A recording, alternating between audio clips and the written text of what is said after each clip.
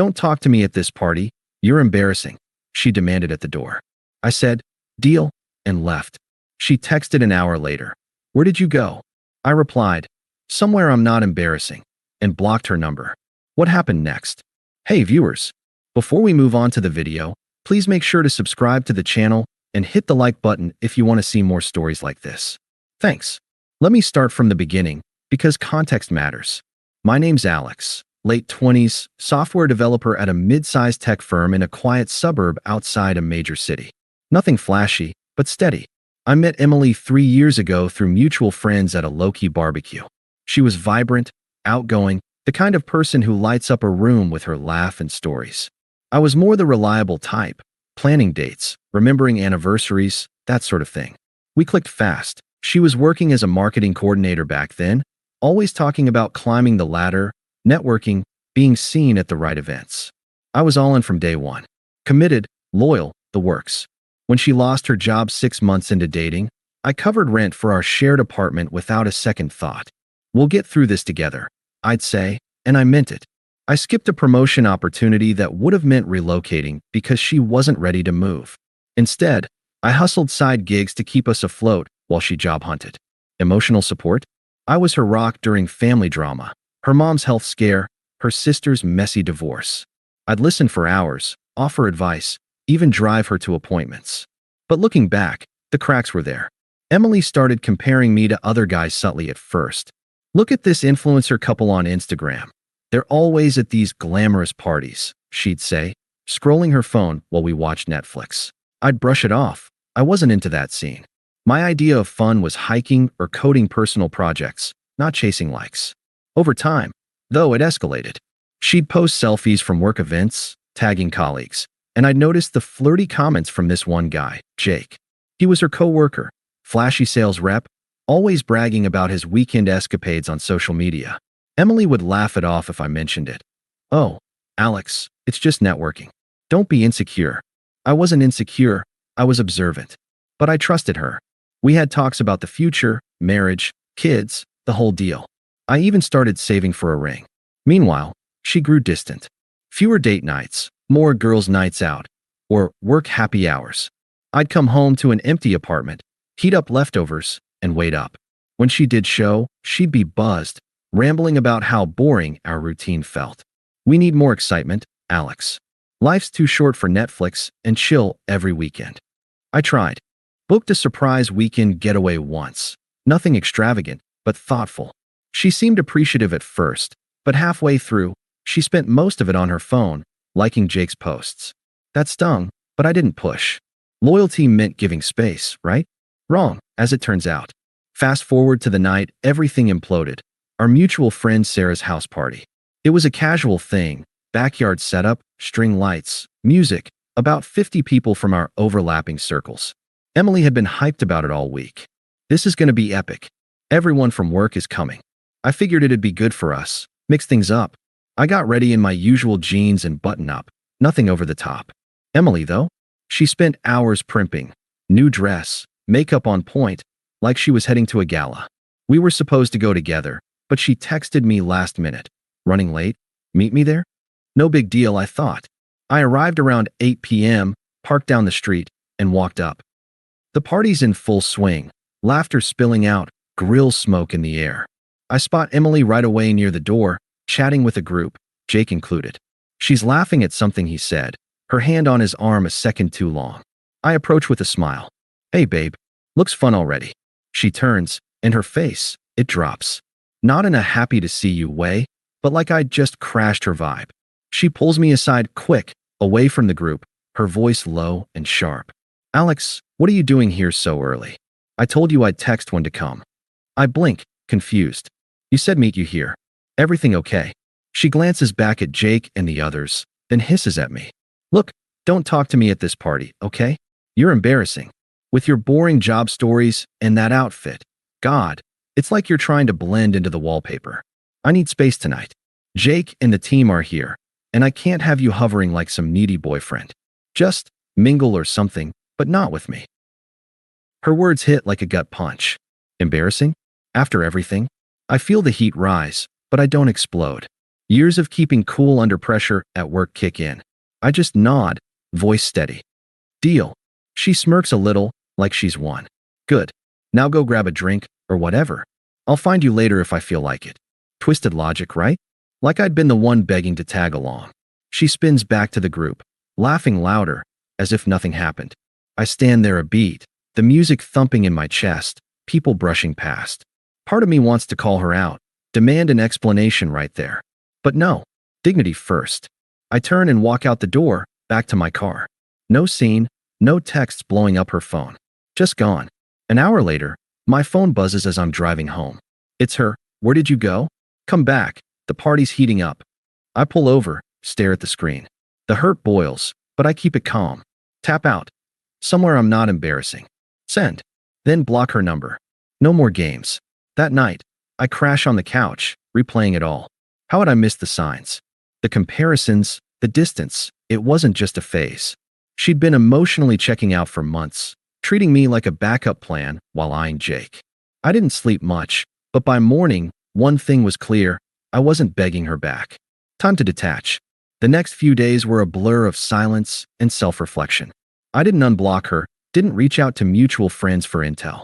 Instead, I focused on logistics. We shared an apartment, lease in both names, but I'd been paying most bills. I packed my essentials quietly while she was out, assuming she crashed at a friend's after the party. Clothes, laptop, a few books. Left her stuff untouched. No note, no drama. By evening, I was at a cheap extended stay hotel, crashing on a lumpy bed. Work became my anchor. I threw myself into projects, finally pursuing that certification I'd put off for her.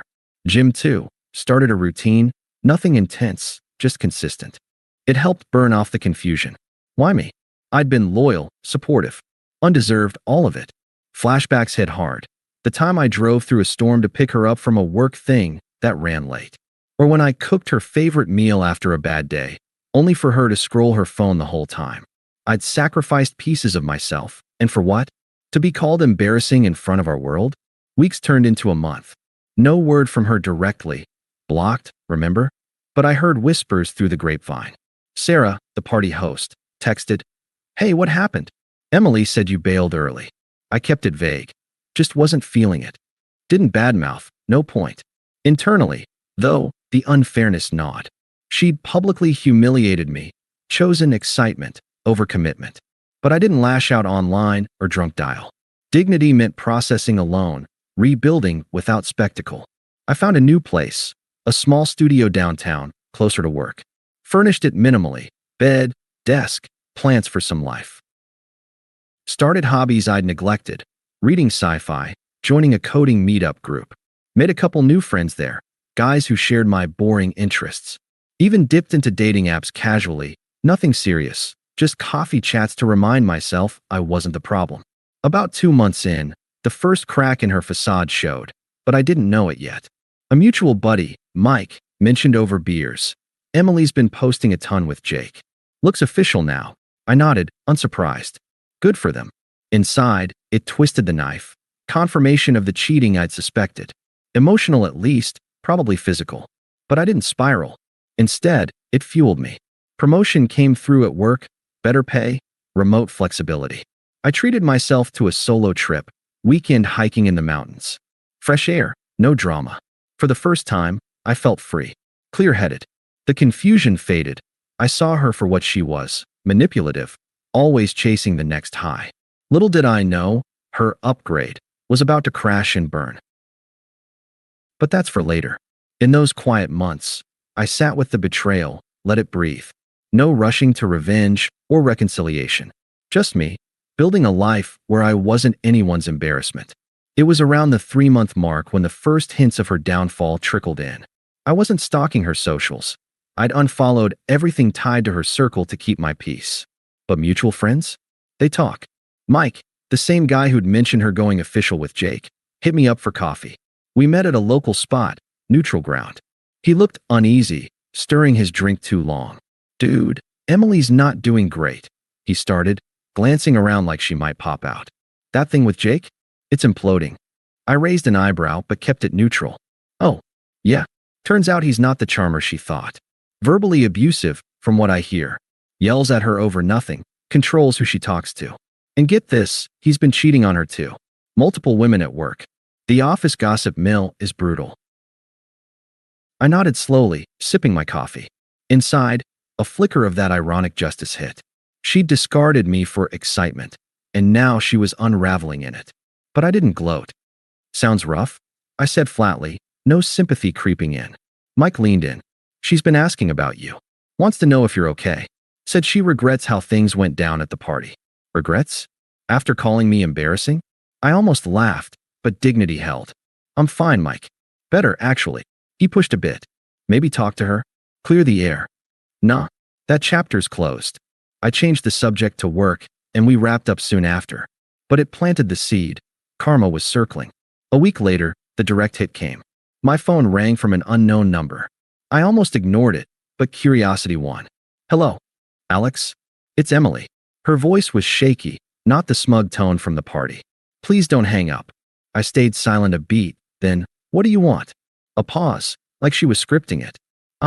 I miss you. Jake was a huge mistake. He seemed fun at first, exciting, you know? But he's awful. Controlling, cheating. I should have seen it. You were always there for me, stable. I took that for granted. Twisted logic again, blaming the mistake, without owning the betrayal. I could hear the hypocrisy. She'd justified dumping me for him, now flipping the script. Stable? That's what you called boring before. I said calmly, no heat. She rushed on. I was wrong. Work's a mess too. The affair drama leaked, and they let me go. No severance. I'm crashing at my sister's, scraping by on freelance gigs that barely pay. Friends are ghosting me. They know what happened. Please, Alex. Can we meet? Talk it out. I need you. Desperation laced every word, but it didn't move me. I'd built too much in the silence. That's not my problem anymore, Emily. But we had something real. You can't just throw it away. I didn't. You did, at that party. Click. Hung up, blocked the number. No outburst, just detachment. That call lingered, though. Not because I cared about her mess. I didn't. It was the satisfaction of the reversal. She'd left me feeling like a backup, humiliated publicly. Now she was isolated, broke, reputation in tatters. Mutual friends had stopped defending her once the truth about Jake surfaced. He'd used her for a quick fling, then discarded her just like she'd done to me. Poetic, almost. I let it breathe, focused on my arc, landed a side project that paid well, bought some new gear for hiking. Dated a woman named Lisa from the coding group, smart, grounded, no drama. We kept it light, but it reminded me what respect felt like. The confusion from those early days? Gone. Replaced by clarity. I'd dodged a bullet. But Emily wasn't done. Her attempts were just ramping up. For months post-party, and the pleas escalated. First, it was texts from burner numbers, stuff like, Alex, please unblock me. We need to talk. I'd delete and block. Then voicemails. I know I hurt you, but I'm hurting now. Jake hit me last week. Bruises and everything. You're the only one who ever cared. Hit her? That paused me for a second. But no, I wasn't her savior anymore. She chose that path. I erased it, unmoved. Then the family got involved, just like I half expected. Her sister, Tara, always toxic, the type to stir drama, called from her line. Alex, you need to man up and talk to Emily. She's a wreck because of you. Because of me? I kept my voice even. Yeah, if you hadn't been so boring, she wouldn't have strayed. Now she's alone, no job, and you're playing hard to get? Forgive her already. Family sticks together. Hypocrisy at its finest. They'd backed her smugness before. Tara, this isn't your business. Tell Emily to move on. She huffed. Heartless. After all she's done for you. Done for me. Like the emotional abandonment? I hung up. But the peak came a week later. A knock at my studio door. Unexpected, since I hadn't buzzed anyone in. I peeked through the peephole. Emily, disheveled hair, puffy eyes, with Tara in tow. Great. I open it a crack. What is this? Emily steps forward, voice pleading. Alex, let us in. Please. I drove all the way here. I got your address from Mike. We need to fix this. Tara chimes in, arms crossed. Yeah, stop being a jerk. She's sorry. What more do you want? I don't budge. I want peace. This is intrusive. Emily's eyes well up. I was wrong, okay? At the party, I was drunk, insecure. Jake flattered me, made me feel alive. But it was fake. He cheated, got violent, threw me out last month. I'm broke, Alex. Sleeping on Tara's couch. Friends ditched me after the work scandal. Even mom thinks I screwed up. But you were real. Loyal. I see that now. Let's start over. I'll change. Her words shifted, apologetic to desperate, hinting at anger underneath. Power reversal clear. She needed me. I didn't need her. Change. I echoed calmly. Like how you changed our plans that night. Or justified it with needing space? Tara snaps. Oh, get over it. It was one party. You're acting like she murdered someone. Emily turns on her. Tara, shut up. Then back to me, softer. Please, babe. I love you. I always did. Babe, after everything? The hypocrisy boiled over in her tone, begging while subtly blaming. I felt nothing but pity's edge, quickly dismissed. No, Emily. You love the safety net. I've built a life without that toxicity. Go fix yours. Her face twists, desperation to fury. You think you're better now? With your little promotion and gym bod? Fine, rot alone.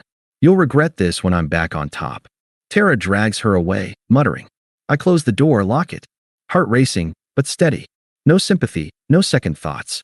She'd shown her true colors, smug to start, angry to end.